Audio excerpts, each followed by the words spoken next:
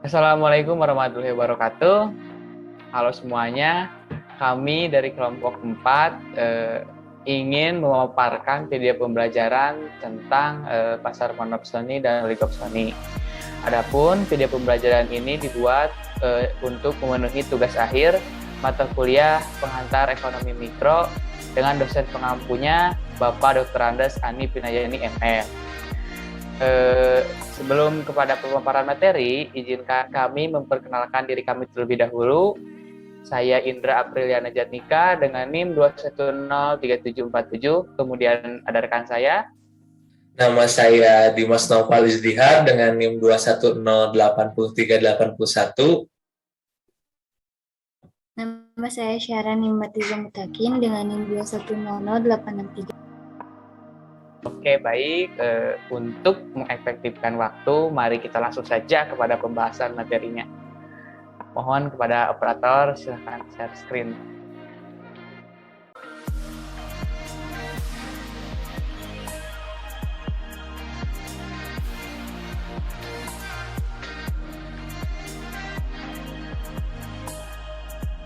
Oke, yang pertama, pemaparan materi akan dijelaskan oleh saya sendiri.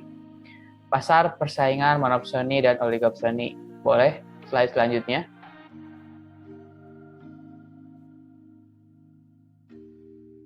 Ya. Baik, yang pertama yang akan kami bahas yaitu mengenai pasar monopsoni. Pasar monopsoni ini terjadi dalam kondisi ketika terdapat banyak penjual dan pembelinya hanya tunggal atau satu. Boleh slide selanjutnya.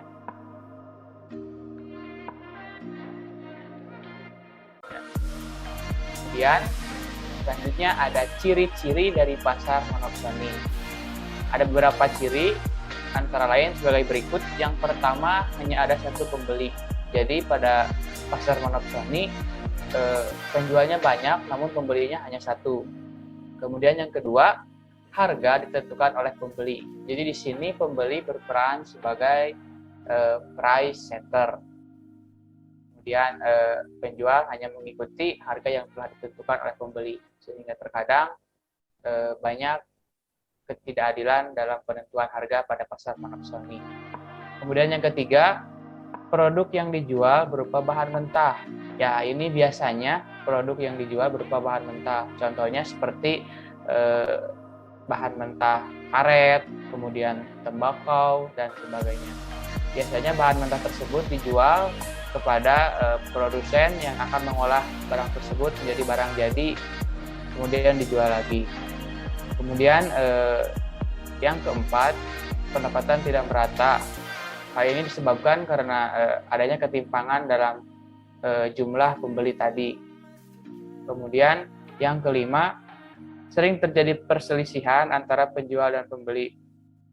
Seperti yang sudah dijelaskan sebelumnya, pada penentuan harga di pasar monopsoni ini, pihak penjual hanya bisa mengambil harga dari pihak pembeli. Terkadang pihak pembeli menentukan harga sangat sesuka hati, sehingga membuat pihak penjual atau dalam hal ini petani biasanya merasa dirugikan. Akibat merasa dirugikan tersebut muncul berbagai perselisihan. Boleh lanjut. Oke. Kemudian kelebihan dan kekurangan dari pasar monopsoni. Poin pertama mengenai kelebihan. Kelebihannya, kualitas produk terjamin berkualitas, inovasi dan kreativitas dalam memproduksi barang berkualitas dengan biaya yang murah. Pembentukan harga dilakukan oleh pembeli tanpa mempertimbangkan inflasi atau deflasi. Lalu tidak perlu melakukan suatu promosi. Yang terakhir, alur penjualannya lebih mudah diatur karena pembelinya hanya ada satu pihak. Kemudian di samping kelebihannya terdapat juga kelemahan. Kelemahannya, yang pertama, pembeli dapat berlaku semena-mena sebagai penguasa pasar, seperti tadi yang telah dijelaskan dalam ciri-cirinya. Kemudian yang kedua, aspirasi penjual tidak didengar. Lalu, masalah ekonomi hanya ditanggung penjual. Boleh mungkin materi selanjutnya akan dijelaskan oleh rekan saya. Kepada rekan saya dipersilahkan. Baik, saya akan melanjutkan pemaparan materi dari rekan saya, Indra Apriliana Jatnika, mengenai contoh pasar monopsoni. Yang pertama adalah ada produsen yang memproduksi produk dengan bahan baku kopi, kemudian mereka membeli biji kopi di berbagai perkebunan. Yang kedua, ada pengusaha ternak susu sapi hanya dapat menjual susu sapinya kepada satu penjual karena di daerahnya hanya terdapat satu penjual susu sapi.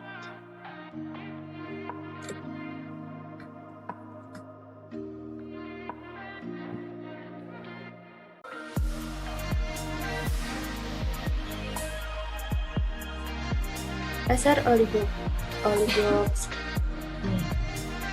Ciri-ciri dari pasar oligopsoni diantaranya adalah terdapat beberapa pembeli, umumnya pembeli adalah distributor, produk yang dijual berupa bahan mentah, harga produk cenderung pendapatan tidak merata, dan jenis barangnya sedikit.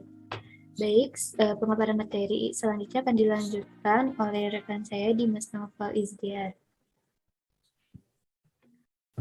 Terima kasih kepada Harani yang telah memaparkan materi sebelumnya. Baik, saya lanjutkan kepada materi selanjutnya mengenai, boleh next slide, kebaikan atau kelebihan dan kelemahan dari pasar oligopoli atau oligopsoni.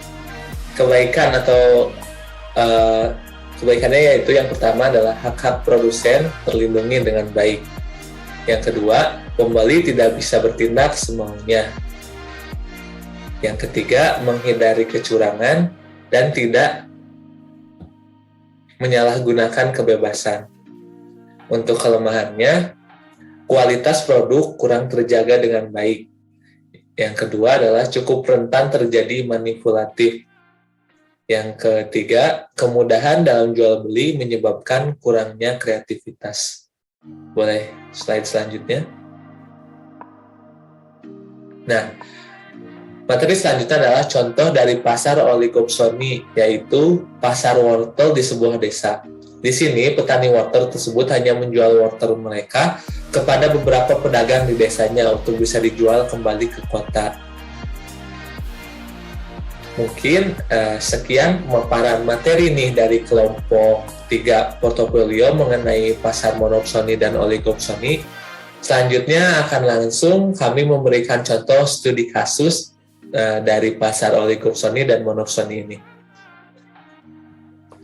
Baik, selanjutnya adalah pemaparan materi mengenai studi kasus pasar monopsoni dan oligopsoni yang akan pertama disampaikan oleh Syahrani Matriza Mutakin. Dipersilakan.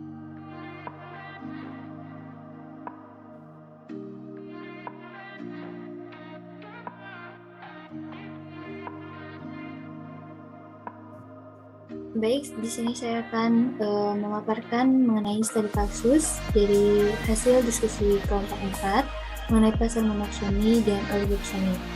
Boleh kepada operator slide selanjutnya. Studi kasus ini diambil dari artikel jurnal yang berjudul Pemasaran Karet yang meliputi kajian struktur, perilaku, dan penampilan pasar, tepatnya di Kabupaten Kuanta, Singingi, Provinsi Riau. Dengan penulisnya yaitu Jenny Setiawan, Novia Dewi, Didi Muardi dari kampus Bina Widya Undri.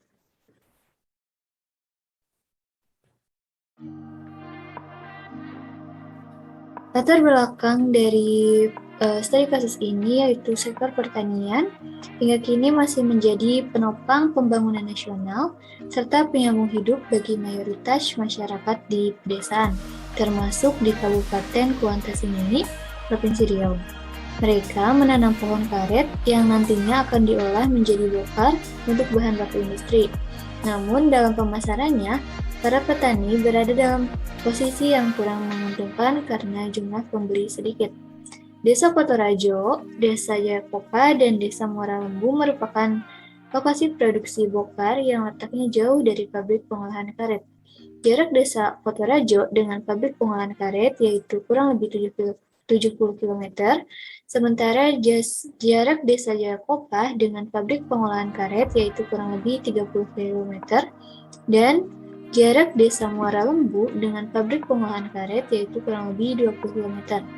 Lokasi produk karet yang jauh dengan lokasi pabrik pengolahan karet memberi peluang kepada pedagang pengumpul dan pedagang besar untuk menyampaikan bokar ke pabrik. Hal ini di satu sisi muncul masalah dalam pembentukan harga yang kurang transparan. Akibat lemahnya lembaga pemasaran yang ada di desa membuat petani merasa dirugikan. Pemaparan selanjutnya akan dipaparkan oleh Dimas Naufal Izziar. Hasil karet.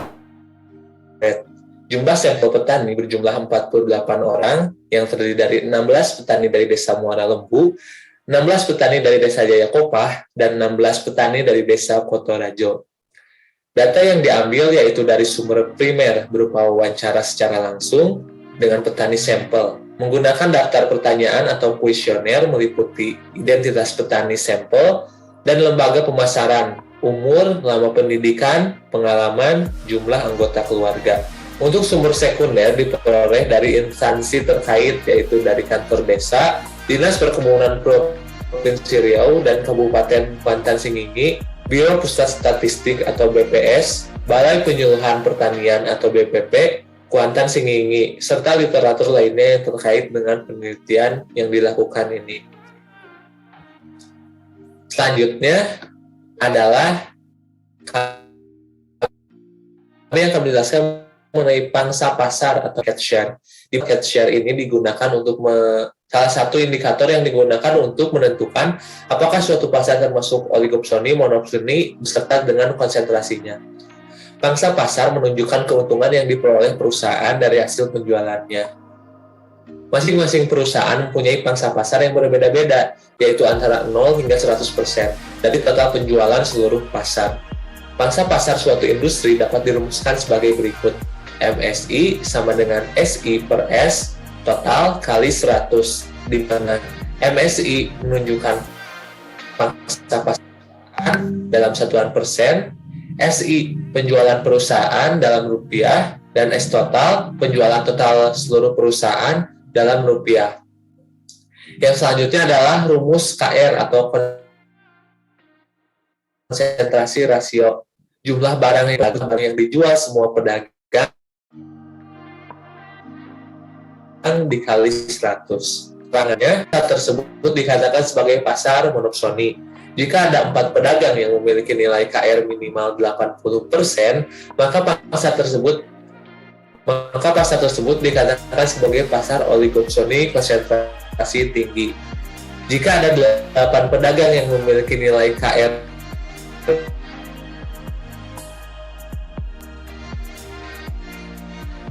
minimal 80%, maka pangsa konsentrasi sedang. Dikutip dari Hay dan Morris pada tahun 1991. Materi selanjutnya akan disampaikan oleh rekan saya, Indra Apriliana. Kepadanya dipersilakan. Baik, terima kasih kepada rekan saya, Dimas dan Syaharani, yang telah menjelaskan materi sebelumnya. Kemudian di sini saya akan membahas mengenai hasil penelitian dari artikel jurnal yang kami ambil. Hasil penelitiannya, karena letak desa dengan pabrik pengolahan karet cukup jauh, yaitu kurang lebih sekitar 70 km dari Desa Kotorajo, kemudian kurang lebih 30 km dari Desa Jaya Kopah, dan kurang lebih 20 km dari Desa Muara Lembu, membuat petani kesulitan untuk mendistribusikan hasil produksinya. Terlebih, pembeli yang mau menampung masih tergolong sedikit. Petani sampel sebanyak 16 orang memberi keterangan bahwa di Desa Kotorajo terdapat 3 tauke. Oke, di sini